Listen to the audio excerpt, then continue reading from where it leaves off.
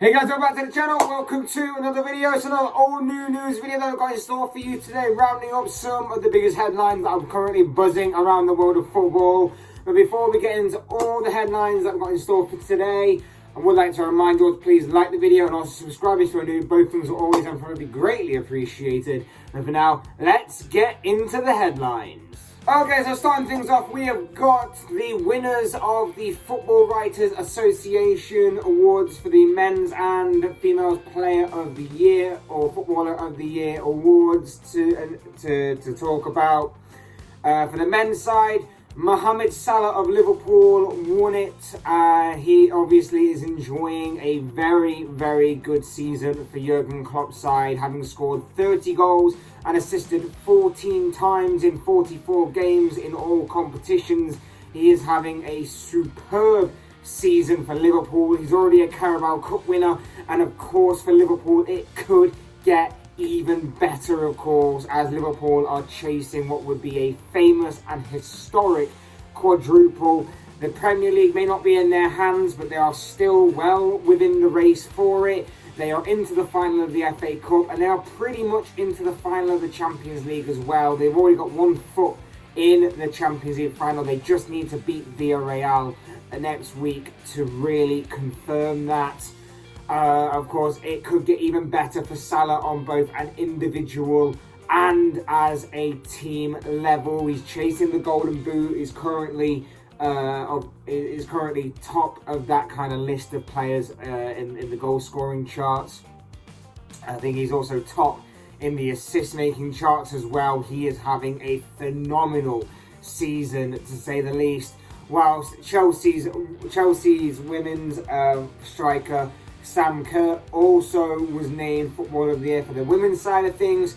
She is part of the Chelsea side that is top of the Women's Super League right now and has also scored 18 goals in 18 appearances in the league this season. So fair play and well done to her, and well done to both of them as well.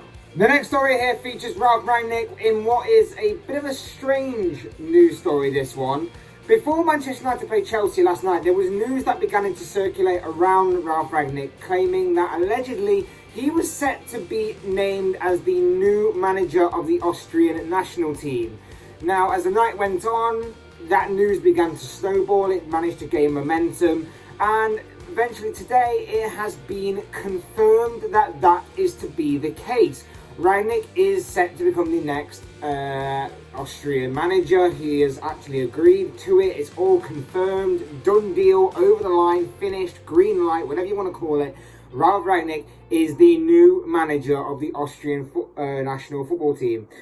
Strange story, kind of came a little bit out of left field, a little bit out of the blue on this one. Bit strange as well, because everyone was wondering what would happen to his consultancy role at Manchester United, and that is still set to be going ahead. The plan obviously was that he comes in as this interim manager for whatever reason. It hasn't quite worked out, but for whatever reason, the interim manager role was offered to him.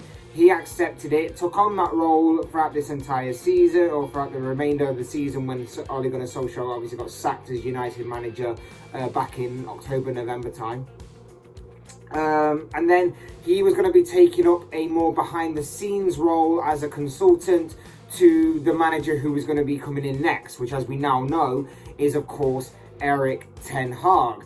Now, throughout the season, Rangnick had been dropping hints left, right and centre that allegedly he was interested in becoming a manager somewhere, whether it was at Manchester United or whether it was somewhere else. He'd been dropping these hints that he wanted to become a manager. He was not really a massive fan of this consultancy role and that he would take it, but he would always leave the mind open, leave the door open to becoming a manager elsewhere. And it seems that this suits him, because he is then allowed to keep his role as at Manchester United whilst also becoming a manager of a national side, and then he can do part and part. I'm just wondering, A, why this would happen, why United would give him the option and the freedom to do this, when it's clear that his mind isn't going to be 100% on this job, when he was wanting a managerial role, it seems. I'm wondering if Rangnick himself can manage to balance both jobs and whether he can remain focused on both enough jobs at the time in the scenario to present itself in that kind of aspect. It just seems a little bit strange to me that they would allow him to do this. I just wonder whether Rangnick can... I mean, Rangnick probably has the confidence in his own ability to be able to do that, but will it actually happen over time? I just wonder whether that's going to be the case or not. Either way, it is going to be very interesting to see what the future holds for Ralf Rangnick as the Austria manager and, of course, as the consultancy role behind the scenes at Manchester United, as well as what the future holds for Manchester United itself with Erik Ten Hag going forward and the relationship Ten Hag will have with Rangnick and so on and so forth. Next up, we'll talk about the sad news regarding Mino Raiola. Yesterday, it was revealed that he has been taken critically ill in hospital. There were actually some reports stating that he had actually passed on before a statement from himself and his people put that claim to bed and extinguished that. And he basically said that he is critically ill. He actually was resuscitated and that he is just fighting whatever illness that he has currently got. Regardless of what you think about the super agent, who obviously represents the likes of Erling Haaland and Paul Pogba, you do have to put your thoughts and feelings out to him and hope that he does get better. Sad news, quick news on this, but sad news nonetheless. Last night's football action saw Europa League first leg semi-final clashes occur, and it was disappointing for both West Ham and Rangers, who fell to both narrow defeats in their first leg ties. West Ham lost 2-1 to Frankfurt. It was a frustrating night for David Moyes' side, who created a number of chances. They hit the woodwork on multiple occasions, but just couldn't find enough goals. But despite taking a narrow lead into the second leg with them, they'll obviously have hope that they can do some damage and hurt this Frankfurt side, and maybe a special European night awaits West Ham in the second leg. Whilst for Rangers, they battled hard but unfortunately fell to a very late RB Leipzig winner in the final 10 minutes of the game. I think it was Angelino, the left back for RB Leipzig, who struck a very late winner in that game to condemn Giovanni Van Bronckhorst's side to a defeat in the first leg.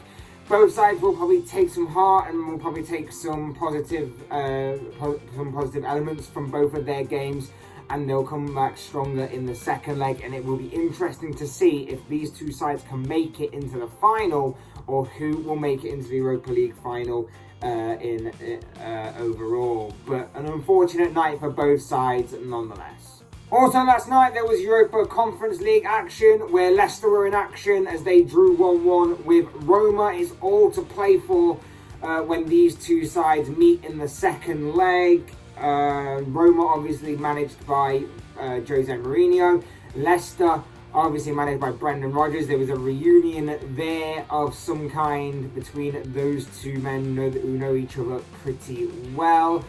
All to play for in the second leg. There was a story afterwards that allegedly Brendan Rodgers bought Mourinho his favourite wine as a sort of gift to him, which was a bit of a nice touch, bit of a classy touch from him.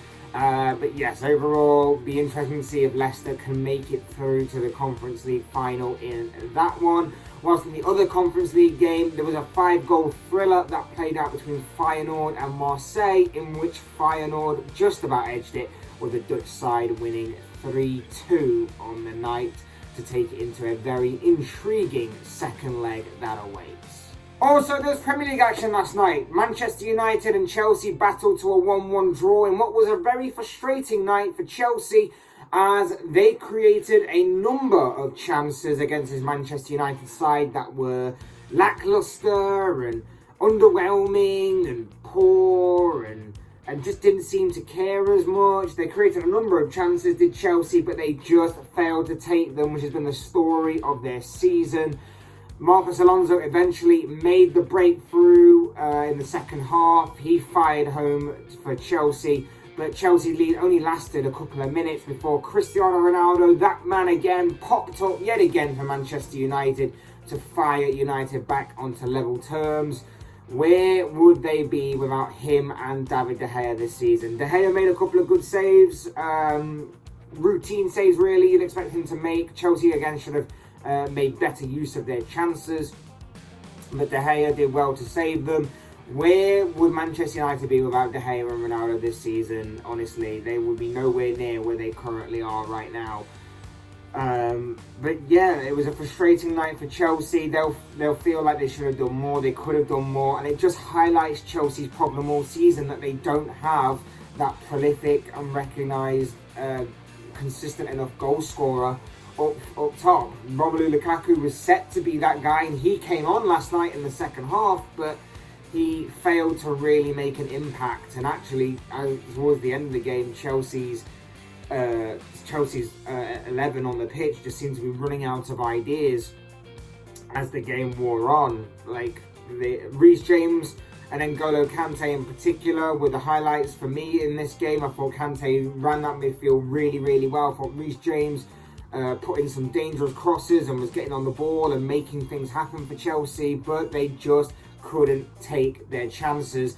And in the end, United kind of got a smash and grab a little bit of a point in this fixture. So a frustrating night for Chelsea, but a point all round for both teams. And finally, a bit of transfer news in the form of Max Aarons of Norwich, who is allegedly wanted by Fulham. The young England right back has been attracting a bit of interest in the past few years from various teams up and down the Premier League and the Championship. And it seems that Fulham are the latest team to throw their hat into that very ring. Now, of course, Norwich are looking on course. The writing seems to be on the wall for them to be going down back to the Championship this season. In fact, if they lose this weekend and other results don't go their way, Norwich will actually be confirmed as to being relegated this weekend. And it seems that Fulham are ready to pounce on Max Aarons in particular, as Fulham are obviously looking towards life back in the Premier League after getting promoted very, very recently. Currently, Liverpool loanee Nico Williams has been filling in at right back for Fulham, and he's taken to the Championship very, very well. But depending on what Liverpool decide to do with Williams, of course, Fulham are seemingly keeping their options open. It's being said that Fulham would like to keep Williams, but depending on what Liverpool decide to do, whether they decide to sell him or keep him as a backup for Trent Alexander-Arnold, of course, Fulham are willing to explore other options as to possible candidates to fill in that gap at right back. And Aarons appears to be one of a list that has been drawn up by the Cottagers over time. Either way, it'd be very interesting to see what the future holds for Max Aarons and what the future holds for both of these clubs, as they obviously switch positions between the Premier League and the Championship for next season, it seems. And that brings us to the end of this New-Newz video. As always, these are just the thoughts, comments, opinions, predictions, whatever you want to call it, of this guy. I would like to know what you guys think on any of the news stories that I've talked about within this video. What do you make of the Football Writers Association's choices for Footballers of the Year in both the men's and the women's side of football? What do you make of this Ralf Rangnick situation where he's about to be named, or seemingly about to be named, as the new manager of the Austria national side? That's very interesting and intriguing to me, at least. What do you make of last night's Europa League, Europa Conference League and Premier League action? Were West Ham a little unfortunate? What do you see happening in the second leg of all of those games? And what do you make of the Premier League game, of course, where Chelsea seemed to have a very frustrating night against Manchester United? And of course, what do you make about this Max Aarons saga? Will he be leaving Norwich this summer? And will Fulham be his destination for next season? I'd like to know your thoughts, comments, opinions, predictions, whatever you want to call it, down below in the comment section, because I'm sure it'll make for interesting reading. Otherwise, hit that like button on the way out. Enjoy the video, subscribe if you're new or want to see more content like this. Both of them, as always, and forever, would be greatly appreciated. And as always, thank you all so much for watching and listening. I've been Fletch. This has been another all New-Newz video, and I will soon speak to you all again soon in another video.